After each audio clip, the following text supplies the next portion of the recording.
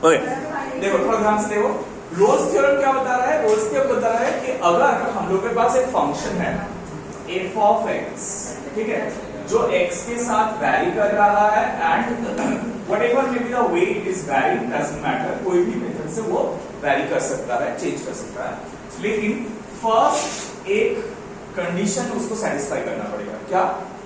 f of x must be continuous between in the close interval a to b। Close interval a to b मतलब मान लो ये point A है और ये point B है। सो ये A to B close interval में इसको क्या होना है? फर्स्ट पॉइंट कंटिन्यूअस होना चाहिए। Second, f of x must be differentiable in the open interval a to b। a to b open interval में ये क्या होना चाहिए?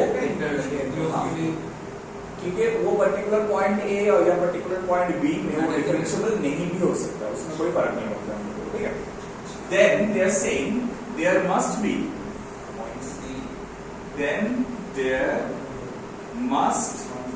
अ point C which belongs to the open interval A to B। मतलब point A या point B होना पड़ेगा, ऐसा जरूरी नहीं है, उसके बीच में कोई भी पॉइंट, ठीक है, open interval A to B, so that sir लेकिन आगे f of a equals f of b हो। अच्छा सर इसमें statement f dash of A is equal to क्या होगा?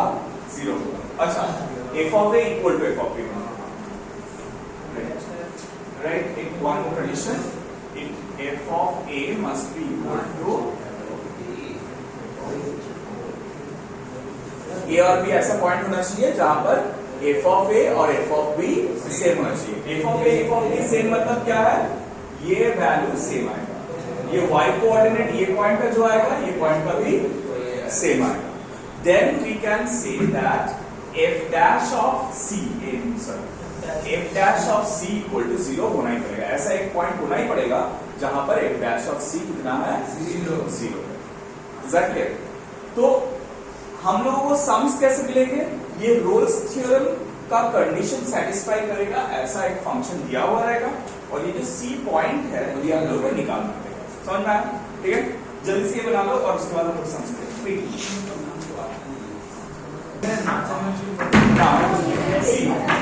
ये जो हम लोग लिख रहे हैं ये क्यों हो रहा है एक बार समझ लो ध्यान से। देखो ये पॉइंट का कोऑर्डिनेट क्या होगा? मान लो ये जो वैल्यू है ये f ऑफ A और f ऑफ B, ये जो इक्वल हम लोग लिखा है ना, इसको हम लोग मान लो k ले लेते हैं, तो ये वाला पॉइंट 0, k है, हाँ या ना? ओके, तो होना तो पड़ेगा। अब ये पॉइंट क्या होगा? A, k और ये पॉइंट होगा B, k, राइट? सो अगर हम लोग स्लोप निकालते हैं देन y2 minus y1 मतलब तो इसका वैल्यू क्या आना चाहिए? 0। सो किसका स्लोप 0 आ रहा है? ये जो स्ट्रेट लाइन है इसका स्लोप 0 आ रहा है। तो ये रोल्स थ्योरम बता रहा है कि अगर ये पॉइंट में भी f ऑफ A का वैल्यू जो है f ऑफ B का वैल्यू सेम है, इसका मतलब कोई ना कोई एक पॉइंट आना पड़ेगा जहां पर हम लोग अगर टैंजेंट ड्रॉ करते हैं ये कर्व से तो वो tangent parallel to x axis होगा। तो पैरेलल टू x एक्सिस होने से क्या होगा? उसका भी स्लोप 0। तभी f dash of C 0 by 0 नहीं, 0 by कांस्टेंट वैल्यू। सो ये वैल्यू 0 आ रहा है, ये जो वैल्यू 0 आ रहा है ये किसका वैल्यू 0 आ रहा है? कॉर्ड का स्लोप का वैल्यू 0 आ रहा है। सो ये बोथ एलएमवीटी और रोल्स थ्योरम और लैग्रेंज मीन वैल्यू थ्योरम दोनों में ही हम लोग क्या करते हैं? दोनों में ही हम लोग slope of chord equal to slope of tangent ये दिखाने का कोशिश। ये जो निकाले ये स्लोप ऑफ क्या था? कॉर्ड था, और ये क्या है? This is slope of tangent. So ये दोनों सेम होगा, इसीलिए हम लोग ये वाला रूल बता रहे हैं। ठीक है, अब इसको सम्स में सॉल्व कैसे करना है जल्दी से देखो। So now if we check for a particular function given, तो सम्स कैसे करना पड़ता है हम लोग को? How do we need to solve the sums? पहले the sum will be given like this, एक फंक्शन तुमको दिया हुआ रहेगा और एक इंटरवल दिया हुआ रहेगा, ठीक है।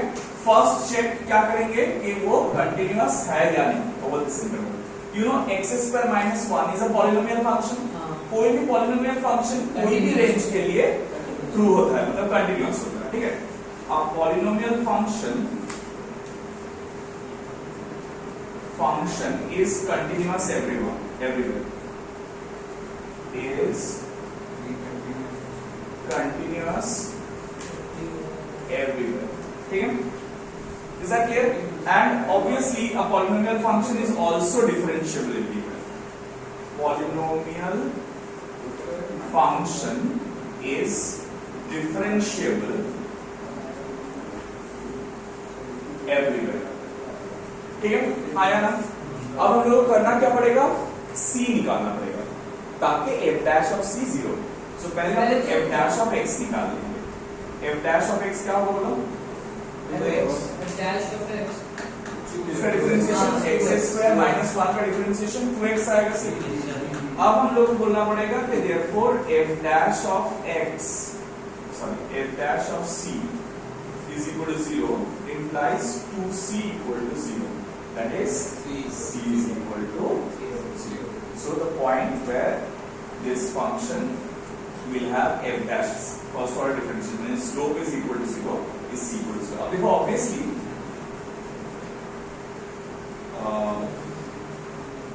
therefore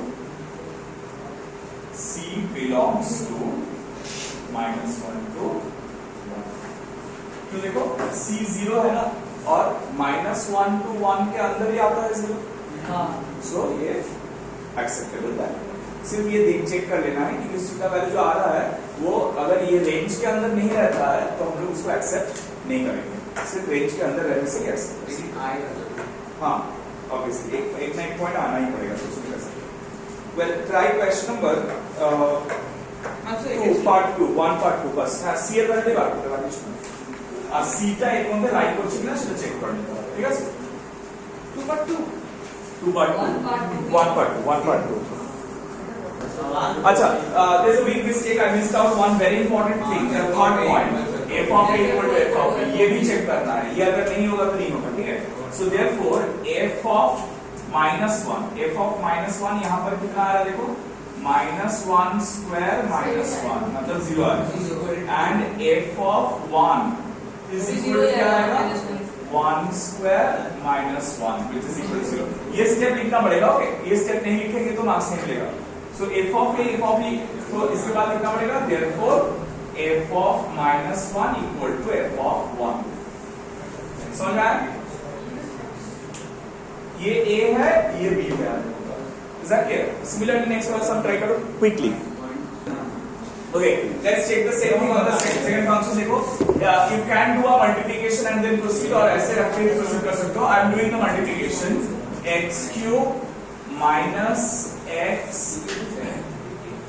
minus 2x square plus 1 मतलब x cube minus 2x square minus x plus 1 मतलब ये सही क्या है? हाँ या ना sir 1 into 2 x square into मतलब ये x into x square x cube हो रहा है, x into -1 x हो रहा है, फिर इसको इसके साथ मल्टीप्लाई कर रहे हैं इसके साथ। हाँ तो 2 into 1 अच्छा 2 होगा सही राइट। अब ठीक है वैसे वो तो डिफरेंशिएट हट ही जाएगा। हाँ so now you need to say that polynomial function is continuous over continuous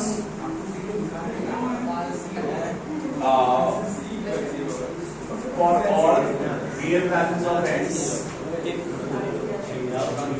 and polynomial function is differentiable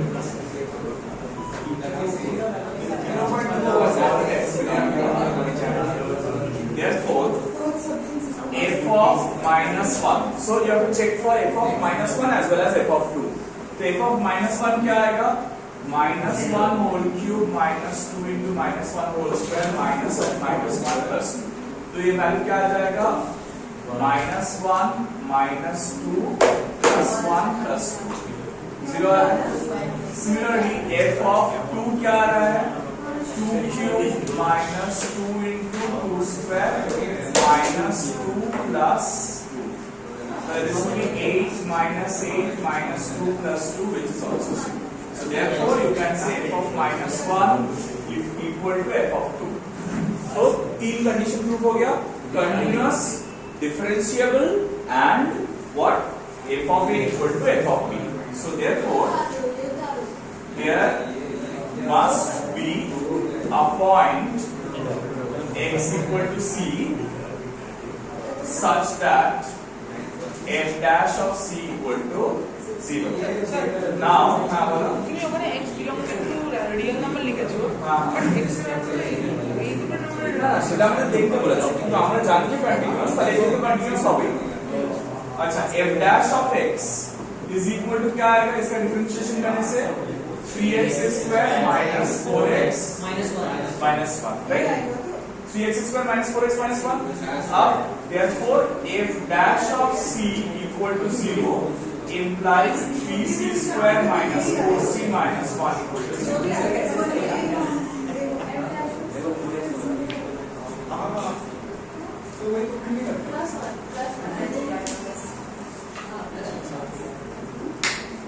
That is a mistake. Now, तो मिडिल टर्म फैक्टराइजेशन नहीं होगा ये।